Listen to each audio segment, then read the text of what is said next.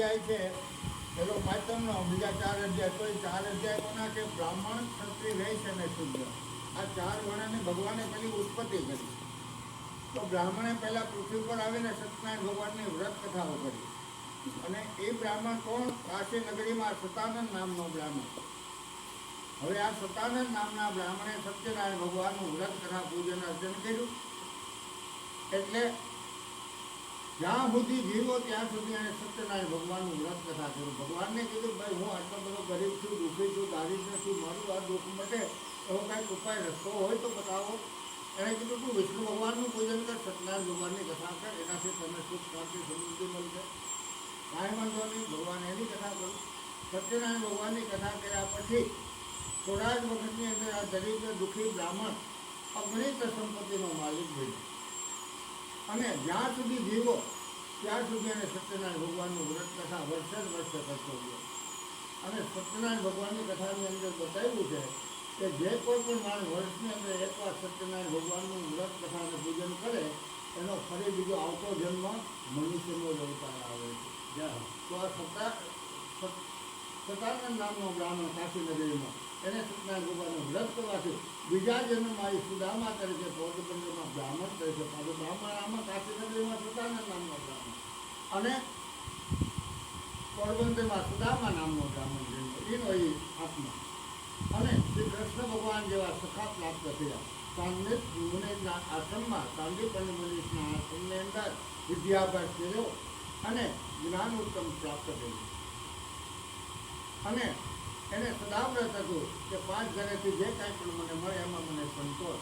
ભગવાનની પાસે જ્યારે સુશીલા એમને ધર્મપત્ની મોકલે છે સુદામાને કે જાઓ તમે તમારા મિત્રની સાથે ભણતા, તો તમે એના દર્શન કરવા જાઓ. સુદામા દર્શન કરવા જાય છે, પણ કોઈ વસ્તુ એનું રાજમહેલ અષ્ટપત્રાણી બધું જોઈને આભો બની જાય છે. ત્યારે છતાં પણ આવી દરિદ્રતા હોવા છતાં સુદામા કૃષ્ણ ભગવાન પાસે કાંઈ માગતા નથી. આ બ્રાહ્મણનું સદાવ્રત છે. બ્રાહ્મણ છે ને એ જન્મથી દાન લેવાની પણ એની માગણી છે અને દાન દેવાની પણ એની માગણી છે. સમજ્યા કે દાન લેવું અને દેવું બને કરવું પડે તો જ એમાંથી મુક્ત મળે છે. એવી રીતે આપણે કોઈ પણ સાધુ સંતના આશ્રમ, આ સંતનો આશ્રમ છે ને એ માણસના જીવનની શાંતિ અને વિશ્રાંતિ માટેનો આશ્રમ. એક ગામની અંદર ભાગવત કથાની અંદર આ દ્રષ્ટાંત આવે છે. એટલે સુપાત્ર સંતનો આશ્રમ, આશ્રમની અંદર ગુરુકુળ 30-40 વિદ્યાર્થીઓ મળે. જંગલમાં સાધુ સંત ગુરુદેવ વિદ્યાર્થીઓને લઈ જાય, જેથી ઓહળિયા લઈ આવે, આશ્રમે આવીને વાતે ઘૂંટે દવાના પરીક્ષા બનાવીને નામ આખાની સેવા કરે, કોઈ પણ 5 પૈસા લઈ આવી. એ આશ્રમની અંદર ગુરુકુળ વિદ્યાર્થીઓ 40 ભણે. એમાં રાત્રે કાયમ એનો નિયમ સત્સંગ હોલ. એ સત્સંગ હોલની અંદર 1 કલાક કથા કરે ગુરુદેવ. રામાયણ વાંચે, ગીતાજી વાંચે, ભાગવત વાંચે, શિવપુરાણ વાંચે, વિષ્ણુ પુરાણ વાંચે, ગરુડ પુરાણ વાંચે, પદ્મ પુરાણ વાંચે. 18 પુરાણની કથા વિદ્યાર્થીઓને સમજાવે. અને કથા છે ને એ બધી જીવનમાં ઉતારવા જેવી છે. નકરી સાંભળવા જેવી નહીં, સાંભળીને જે જીવનમાં ઉતારે ને એનું જીવન ધન્ય બની જાય. એટલે આ કાયમ વિદ્યાર્થીઓને સમજાવે છે. એક વિદ્યાર્થી જે ભણતો ને એને ગામમાં જે એના હગા રહેતા હતા, એટલે એને કીધું હાલને હું કાલે આપણા હગાને જઈને આવું. જો એ 1 કલાક કથામાં આવે, સત્સંગમાં આવે તો એનું જીવન ધન્ય બની જાય છે. ગુરુદેવ સત્સંગ કથા બહુ સારી કરે છે 18 પુરાણમાં. એ વિદ્યાર્થી એના ગામમાં જે સગા રહેતા હતા એના સગાને જઈને કહે કે તમે 1 કલાક કથામાં સાંજે 8 થી 9 આવો, તમારું જીવન ધન્ય બની જાય. ગુરુદેવ 18 પુરાણની કથાઓ બહુ સરસ કરે. વિદ્યાર્થીને ગામના જે સગા રહેતા કે કાંઈ વાંધો નહીં, આજ રામથી જ આવી. એ ભાઈ ઘરેથી ઘડિયાળમાં 7 વાગે જોઈને નીકળે, 8 વાગે આશ્રમે આવે. ગુરુદેવ આવીને કથા સત્સંગ ચાલુ કરવાનો કાર્યક્રમ કરે, આશ્રમ ઉપર બેસે એટલે ગામવાળા ઊભા થઈ ગુરુદેવને પગે લાગી જય શ્રી કૃષ્ણ કરી ઘર ભેગા થઈ જાય. ન કથા સાંભળે, ન સત્સંગ સાંભળે. એમ 1 દિવસ, 2 દિવસ, 5 દિવસ, 15 દિવસ આવું કર્યું.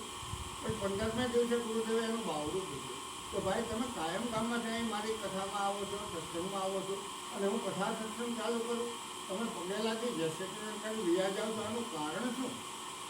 ગુરુદેવ કે હું ઘડિયાળમાં જોઉં એટલે 8 વાગે એટલે મારે ઘરે જવું પડે. ગુરુદેવ કે શા માટે? કે ઘરે જાઓ ત્યાર પછી હું મારા બાપનો એકનો વાલો દીકરો છું. હું ઘરે ગયા પછી મારા બા મારા બાપુજી મારી ધર્મપત્ની જમીને પાણી પીવે પાહુથી કાંઈ ના કરે. ગુરુદેવ કે તારી મગજની ભ્રમણા છે. માણસના દેખાડવાના જુદા હોય ને ચાવવાના જુદા હોય. કે નાના ગુરુદેવ એવું નથી મેં કે અનુભવ અકટરો કરેલો છે. ગુરુદેવ કે હું તને અહીં બેઠા બેઠા અનુભવનો અકટરો કરાવી દઉં તો માનું તો તું ઘરે જાશ ને તો કે હા તો સીધો તારા બેડિંગ રૂમ પથારી રૂમ હોય ત્યાં જાજે અને પથારીમાં ભગ દઈને તારે પડીને સૂઈ જવાનું.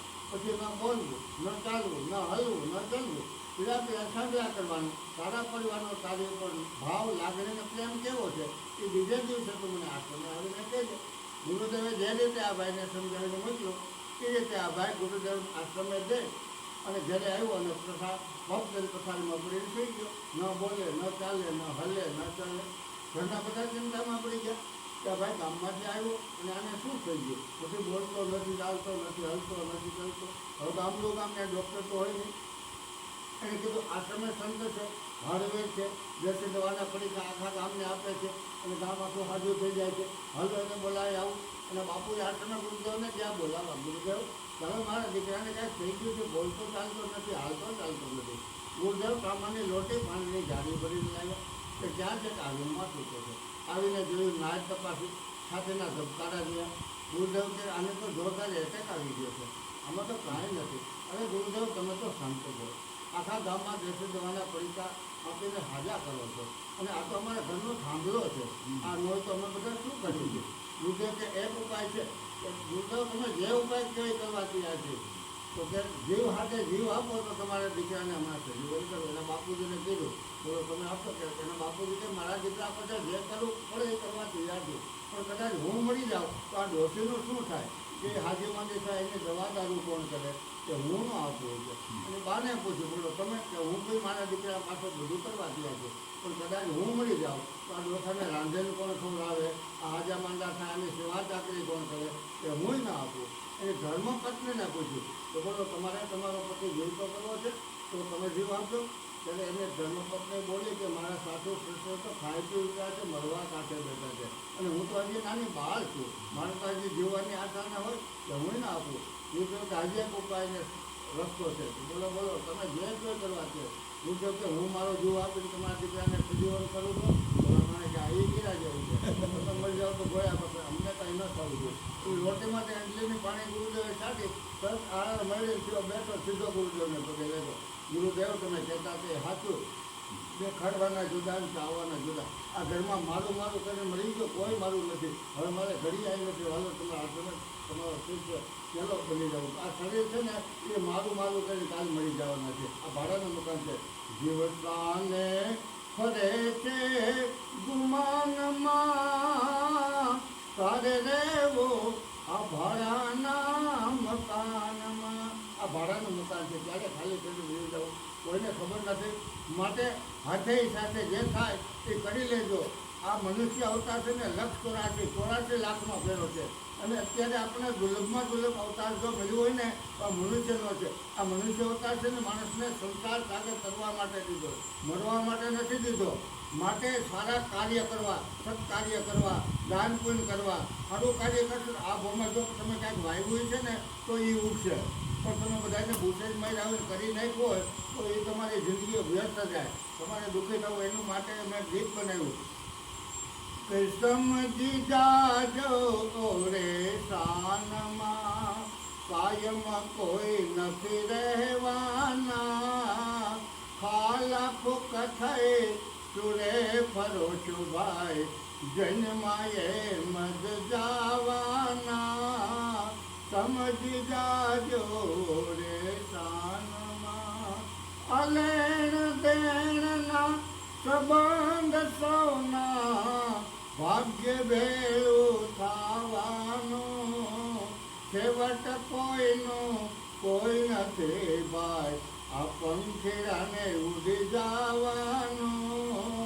સમજી જાજો રે શાનમાં, માનવતાનો સાથ છે માતમ, ખવડાવીને ખાવાનું, હળી મળીને હસતા રહેવું, જન્માએ મજ જાવાના, સમજી જાજો રે સાનમાં.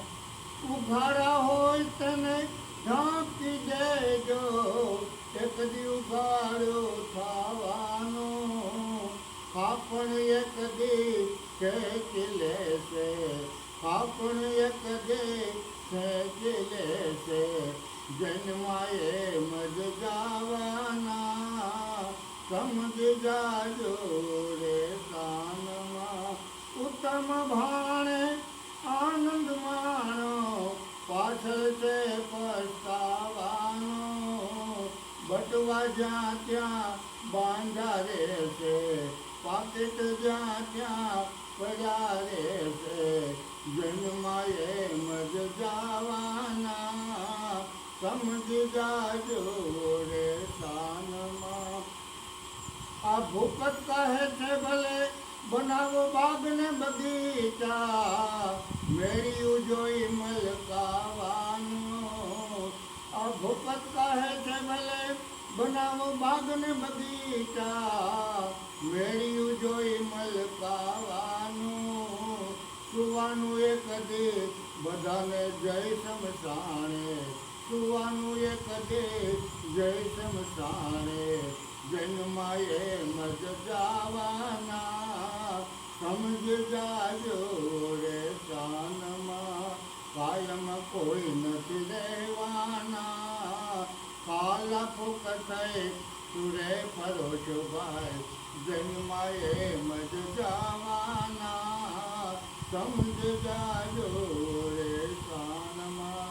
બોલો બદેશ્વર મહારાજની જય, રામચંદ્ર ભગવાન કી જય, સતગુરુ દેવની જય. નમઃ પાર્વતી પતયે, હર હર મહાદેવ.